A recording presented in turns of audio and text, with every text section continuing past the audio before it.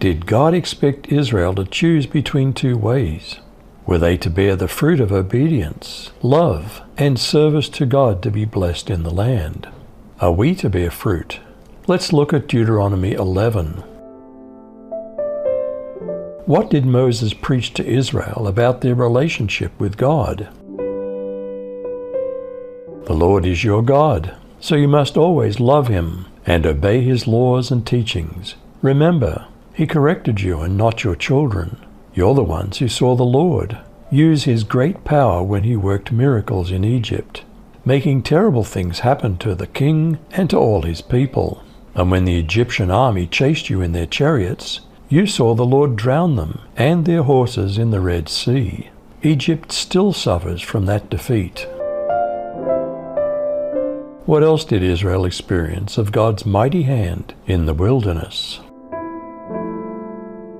And what He did to you in the wilderness until you came to this place, and what He did to Dathan and Abiram, the sons of Eliab, son of Reuben, how the earth opened its mouth and swallowed them up, with their households, their tents, and every living thing that followed them, in the midst of all Israel. For your eyes have seen all the great work of the Lord that He did. How is the land of Israel very different to Egypt, their former residence?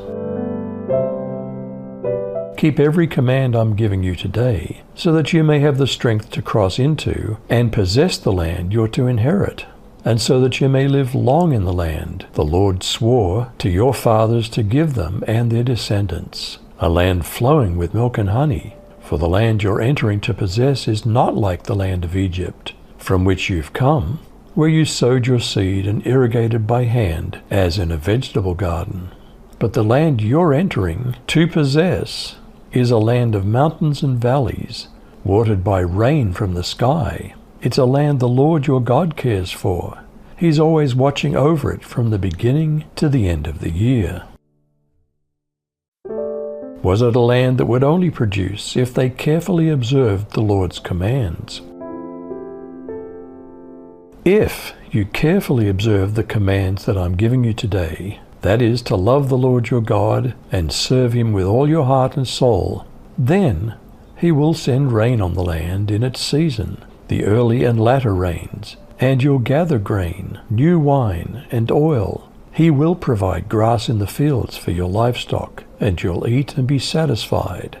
Be careful, otherwise your hearts will deceive you and you'll turn away to serve other gods and worship them. The wrath of God will burn against you, so that He'll restrain the heavens and it won't rain. The ground won't yield its produce, and you'll be swiftly destroyed from the good land that the Lord is about to give you. How could they be sure that they and their children were obedient to God?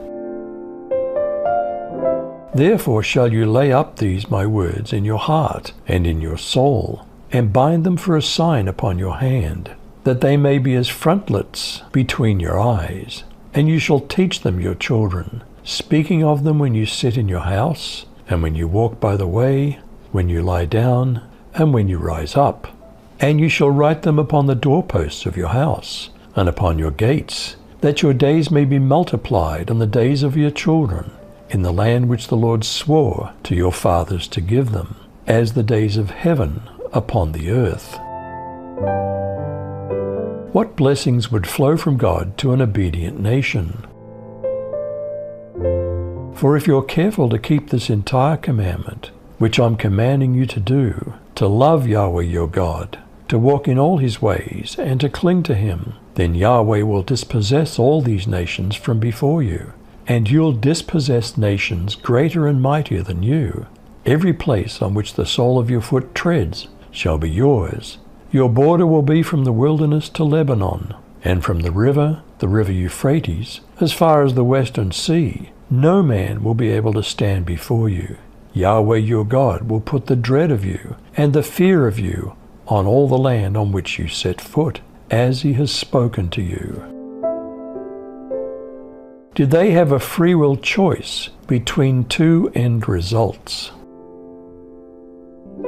See, I'm placing before you today a blessing and a curse. The blessing, if you listen to the commandments of the Lord your God. which I'm commanding you today, and the curse, if you don't listen to the commandments of the Lord your God, but turn aside from the way which I'm commanding you today, by following other gods, which you've not known. What were they to ceremonially proclaim from 2 mountains in the land?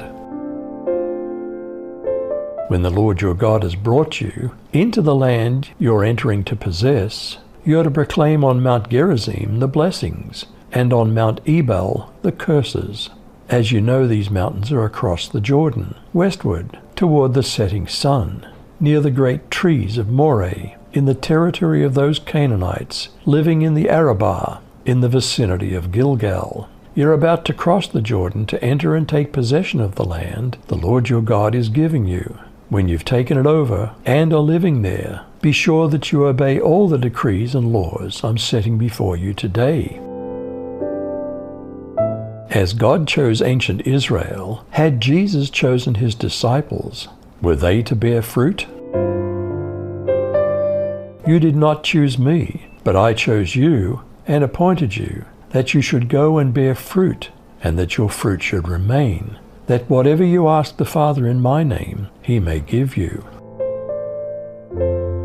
How can we bear fruit? What happens to those who don't remain in Christ Jesus? I'm the true grapevine, and my Father's the gardener. He cuts off every branch of mine that doesn't produce fruit, and he prunes the branches that do bear fruit, so they'll produce even more. You've already been pruned and purified by the message I've given you. Remain in me, and I'll remain in you. For a branch cannot produce fruit if it's severed from the vine, and you cannot be fruitful unless you remain in me. Yes, I'm the vine, you're the branches. Those who remain in me and I in them will produce much fruit. For apart from me you can do nothing. Anyone who doesn't remain in me is thrown away like a useless branch and withers. Such branches are gathered into a pile to be burned.